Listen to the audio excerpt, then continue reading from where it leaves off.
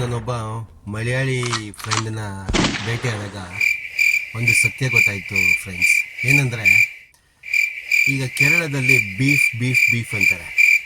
ನಾನು ಹಸುವಿನ ಮಾಂಸನ ಓಪನ್ ಮಾರ್ಕೆಟಲ್ಲಿ ಈ ಥರ ಮಾರ್ತಾರಲ್ಲ ಅಂತ ನಾನು ಅಂದ್ಕೊಂಡು ಒಂದು ಸಂದೇಹದಿಂದ ಅವ್ರನ್ನ ಒಂದು ಕ್ವಶನ್ ಮಾಡಿದೆ.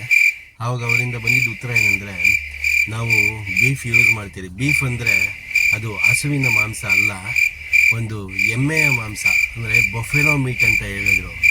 ಆಗ ನನ್ನಲ್ಲಿದ್ದ ಒಂದು ಗೊಂದಲನ ಅದು ಏನಾಯಿತು ಅಂದರೆ, ಗೊಂದಲ ಹೋಯಿತು. ನನಗೆ ತುಂಬ ಬೇಜಾರಿತ್ತು. ಏಕೆಂದರೆ ಹಸುವಿನ ಮಾಂಸನ ಗೋಮಾಂಸ ಭಕ್ಷಿಸ್ತಾರಲ್ಲ ಅನ್ನೋ ಒಂದು ನನಗೆ ಬೇಜಾರಿತ್ತು.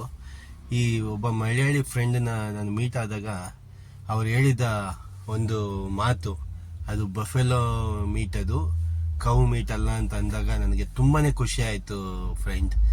ಏಕೆಂದರೆ ಅವರು ಹೇಳ್ತಾರೆ, ನಾವು ಅಷ್ಟೇ ಗೋಮಾತೆನ ನಾವು ಪೂಜೆ ಮಾಡ್ತೀವಿ ಕೇರಳದವರು, ನಾವು ತಿನ್ನೋದಿಲ್ಲ, ನೀವು ಇದೆಲ್ಲ ಸುಳ್ಳು ಸುದ್ದಿಗಳು ಇದು ಅಂತ ಹೇಳಿದ್ರು. ಆವಾಗ ನಿಜವಾಗ್ಲೂ ತುಂಬ ಖುಷಿ ಆಯಿತು ಫ್ರೆಂಡ್ಸ್. ಬಫೆಲೋ ಮೀಟ್ನ ಬೀಫ್ ಅಂತ ಕರೀತಾರೆ ಕೇರಳದಲ್ಲಿ. ಅದು ಗೋಮಾತೆಯನ್ನು ಭಕ್ಷಿಸೋದಲ್ಲ. ಎಲ್ಲರೂ ತಪ್ಪು ತಿಳುವಳಿಕೆಯಿಂದ ಹೊರಬನ್ನಿ. ಓಕೆನಾ ಫ್ರೆಂಡ್ಸ್? Thank you friends.